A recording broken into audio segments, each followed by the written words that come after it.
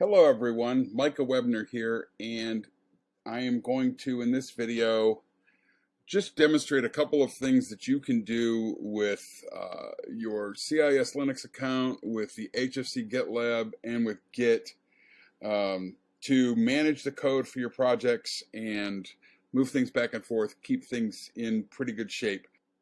So to start off here, I have installed MAMP, I have it up and running, and I have installed Git, the Git client, and have Git bash running. And so a couple of options we have, we can, we always have the option of using HTTPS to put in our username and password every time, going back and forth, transferring files. But you'll find that it's much, much easier if you generate SSH keys. So we're going to take a moment to do that. There is a tutorial on the HFC portal that shows how to create SSH keys for use with putty. And that's a great setup, but it's not ideal for what we want to do here. It's really better off if we go ahead and do everything from the command line to get our keys set up and get everything working with Git bash. That just tends to work a lot better with Git bash. So that's what I'm going to demonstrate. So if we come down here to the instructions right now, hopefully we'll get this updated soon. But go to the Mac OS section. Even though I'm on Windows, and I'm going to grab this command right here, SSH keygen -t ed25519, all this stuff. I'm not going to grab this because I'm going to actually put my name here. So I'm going to copy this, and I'm going to go into Git bash, and I'm going to paste it. And then for the -c, I'm just going to put my name, or you can put your username, kind of anything you want here. And it's gonna, when you hit enter, it's going to ask what file name to save this in. If you're building this for the HFC computer lab, you'd have to do it a little bit differently. But on my own personal computer here, I can go ahead and save this in my own directory inside of my my Git bash setup. And so I'm just going to hit the default here, and I'm actually going to, again, it's a good idea to put a passphrase here, but for simplicity's sake, I'm not going to even put a passphrase in this right now.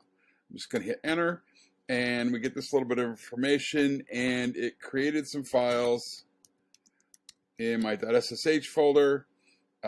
These two files right here, and those are my private and public keys that I need for this. You'll notice here that the tutorial talks about making a config file, and forward agent is the piece you really want out of this. Most of these things are for Mac, but if you look, I've got this .ssh config file, and it has this host star forward agent yes. If you turn that on, that'll be handy for some of the Git operations we want to do later. So the thing is, to do this, we would have to type this. We have to do some things to make Git understand our key every time. We have a much better option here. I have Visual Studio Code installed also, and I'm going to say code.bashrc. First of all, make sure you are in your home directory. If you type cd, it'll get you to your actual Git bash home directory. I'm going to type code.bashrc, and I'm going to put in a couple of lines here in this bashrc file that are going to help me to automatically load the SSH agent so I don't ever have to think about it again. So these lines might be a little cryptic, but this is just exactly what you need to put in. This is going to run the SSH agent and then add your key to it every time you start Git bash. So just go ahead and save this file like this with just these two lines in it. We can close that. We should be done with it. And we'll minimize Visual Studio Code until we're ready for it. We're going to exit from Git bash and start it up again. And the first time it gave me some kind of warning, then it took care of things. It got everything set up. You won't see this warning except for the first time. You see it says the agent is running, and it added the identity. And so now we're ready to copy that key out to the CIS Linux server. And for that, we use the SSH copy ID command. And we say where we want to copy it to. And if you have a different username at home than you do on the CIS Linux server, just put your username in here when you do this. So my username is Micah at cislinux.hfcc.edu. Again, ignore that letter T there. This is for the test server. Now it wants me to log in. Number of keys added, 1. So now I should be able to SSH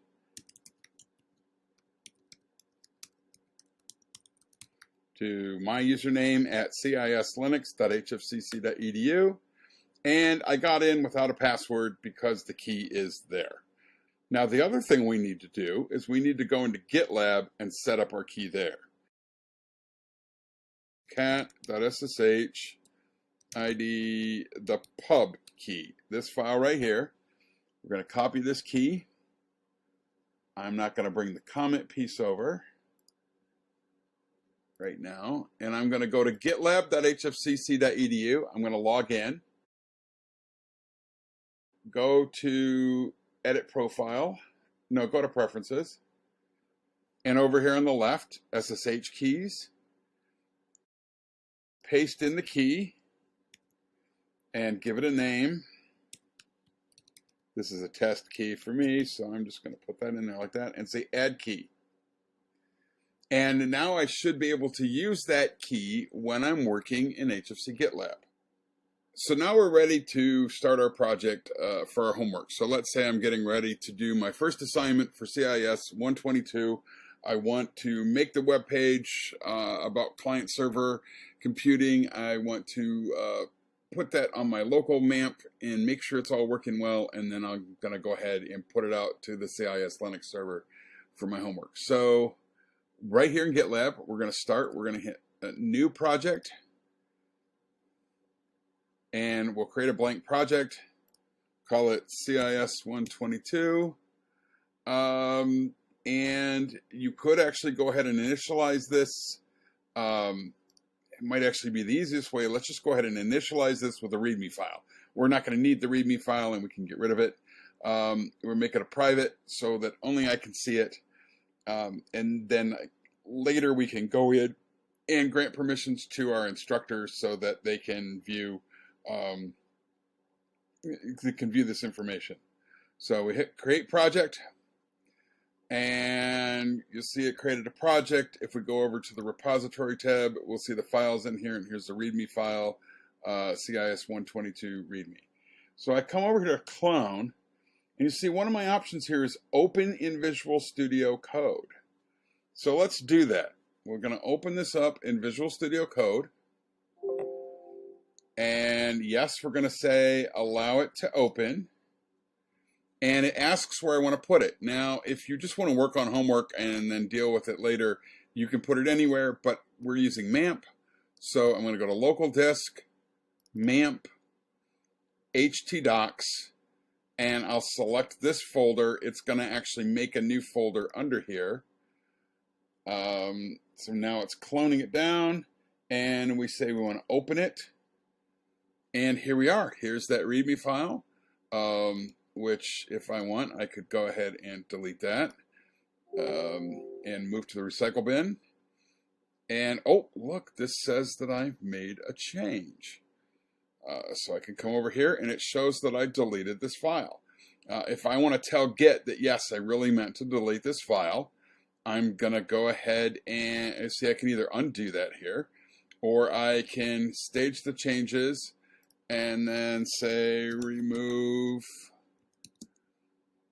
README file and hit Control Enter to commit. And now I have no changes. So I can come over here now and I say new file, and I'm going to write my web page, which actually, of course, I'm just going to copy and paste something that I had ready to go. And then when I hit save on that, or save as, Let's save as, and I want to save this as index.html. Make sure that's not set to plain text, and hit save. And here now I have an index.html file, and notice it shows up. I'm still here in the, it'll show up in either place, whether you're in the File Explorer or in the Version Control tab over here. It says that I have this untracked file. Let's test it first. So my MAMP is on localhost/MAMP, so localhost/CIS122, and there it is. There's my page. Everything looks good. I'm happy. I'm ready to submit and save that. So we're going to go ahead and stage that change and add client server info page. Oops, and I always forget, it's Control Enter. So there we go. I now have that page in here. It's changed, it's ready to go. But I want to send it back up to the Git repository. And so I'm going to click this little, in the source control tab, I'm going to click this little ... and I'm going to say push.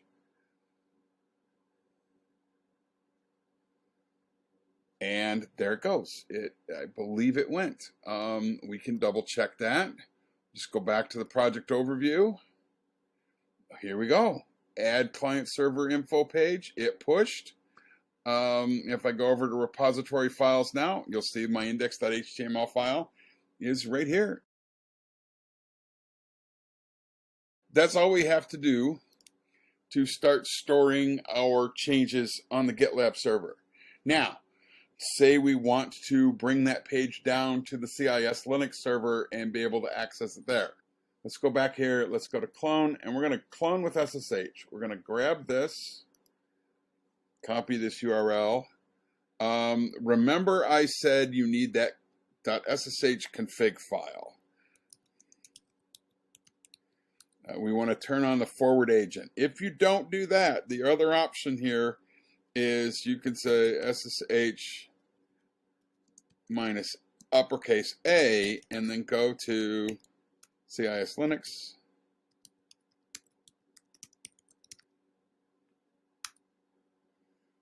And we're there now. And I'm going to go to my public HTML directory. If you don't have one yet, of course you have to make one. I have a project folder for a different class here already. I'm going to git clone and paste that URL. And it's going to make this directory. This is going to be the directory name. If you wanted something different, you could put a different directory name here at the end of the command line.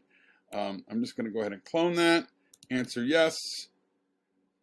And if we cd to CIS122, there's the file. I go into my CIS122 folder, and here I am on the server, on the CIS Linux test server, and here's my page up on the server. So now what happens if I want to change things? Say I want to take out a sentence under this second paragraph here and change it around. Well, that's easy enough. We just go back to Visual Studio Code, and I'm going to go in this third paragraph here, and I'm just going to take out part of the sentence. I'm just going to take out like that sentence right there, gone. And as soon as I hit save, again, my changes show up. This time it says my file is modified. So I'm going to come here. I'm going to stage that change. Now it's in the stage changes section. Fix sentence in third section and commit it. And then with the little ... menu, I'm going to push it.